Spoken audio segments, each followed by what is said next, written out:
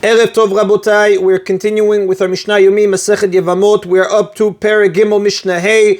Today's Mishnayot should be Leilun Nishmat, Neria ben Svetlana, Aranbayev, and Eliyahu ben Burchai Israelov, Menuchatam beGan Eden, Amen. And L'Avdi ben Chaim L'Chaim v'Derefua Shelemav Daniel Shalom ben Rosa, Betor Shachule Israel. It is recommended to understand the following Mishnayot and all the other Mishnayot that we do to visualize the Mishnah either in an illustrated art school elucidated note or any other illustrated Mishnah, or to draw out the situation, the cases, just to clearly visualize and cite what we are referring to. The Mishnah continues its discussion of the case of three brothers, two of whom were married to sisters. Shelosha achin, there were three brothers. Shnayim mem nisruim shtei achayot, two of them married to two sisters. Ve'echad mufne, and one who was unmarried. Met echad mibalei achayot, the husband of one of the sisters died. V'asab ba mufne ma'amar, and the unmarried brother made ma'amar with her. Ma'amar is a type of kiddushin for Yevamot.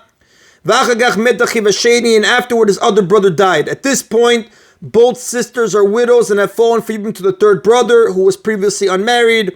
The first of the sisters to be widowed is betrothed to him through ma'amar. Bet Shammai amrim, the law in this case is subject to dispute. Bet Shammai say, ishto imo, the ma'amar, wife of the unmarried brother, remains with him. V'hala tetzeh mishum achot isha, and the other widow goes out free to marry with a chalitza on account of being his ma'amar wife's sister. Now, Bet Shammai hold that ma'amar is a completely effective marriage, meaning it is effective even on the biblical level, like kiddushin for a regular woman, and therefore once the unmarried brother made ma'amar with the first sister, she became his full wife, and when the second sister lost her husband, she was in ervatim and was therefore freed. But Bet Hillel say that ma'amar is not completely effective as a marriage, it is not effective on the biblical level, and is only rabbinically a marriage.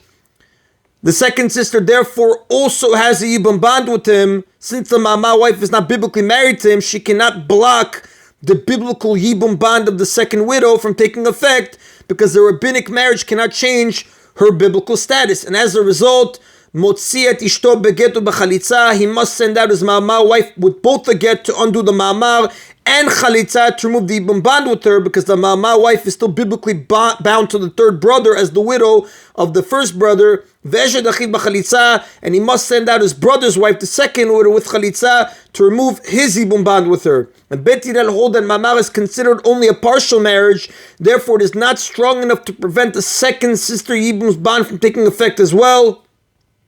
And since both sisters now have yibum bond with him, he may not marry either of them, since each is a sister of his zikukav, the woman that fell to him in yibum. Therefore, he must remove his yibum bonds with both of them through chalitza. However, since the first sister is partially married to him through ma'amar, he must also give her a get to free her from this partial marriage. Zoi shamru, it is about this case that the sages said, Oy lo al ishto, woe to him over his wife, whom he must now divorce through no fault of his own. V'oy lo al eshet achiv, and woe to him over his brother's wife, whom he may also not marry. Now in chapter 13, Mishnah 7, Rabbi Yeshua quotes the same saying with respect to a different case, but other Tanaim there disagree with him.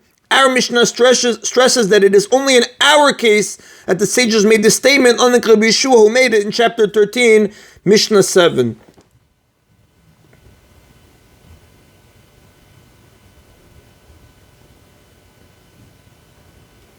And that is an abotai of Mishnah Hey.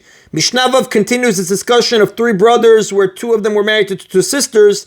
The Mishnah now considers the case where the surviving brother was married to one of the sisters, while one of the brothers who died was married to an unrelated woman. Shelosha achin, there were three brothers. Shnayim men nisruin shtei achayot, two of them married to two sisters. Ve'echad nasuin nochit, and one who was married to a stranger, someone not related to the two sisters.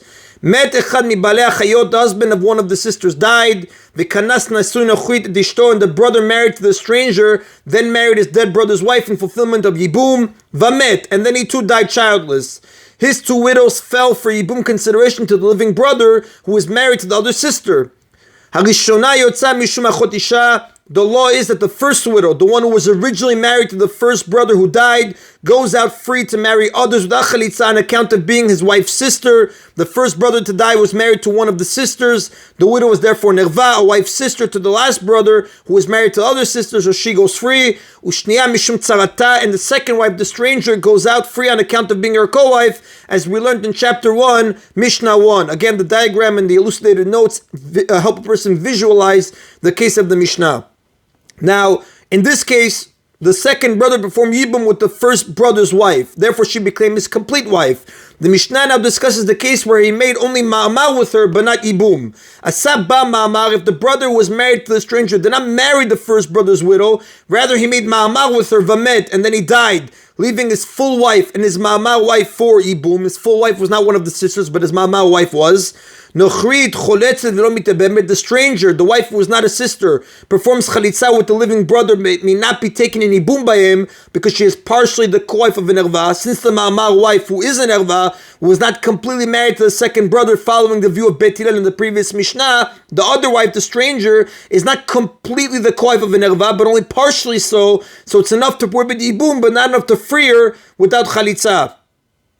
However, the wife who is a sister, the first brother's widow, is free to remarry without chalitza because she is an erva to the living brother, which is his wife's sister. Again, the diagram will help illustrate it. Diagram note 5.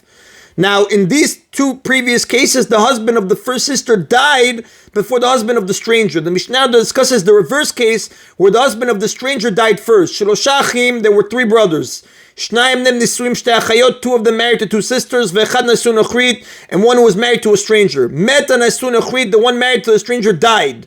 Ve'kanas echad mibalei achayot et ishto, and the husband of one of the sisters married to his wife, meaning the widow, in yibum.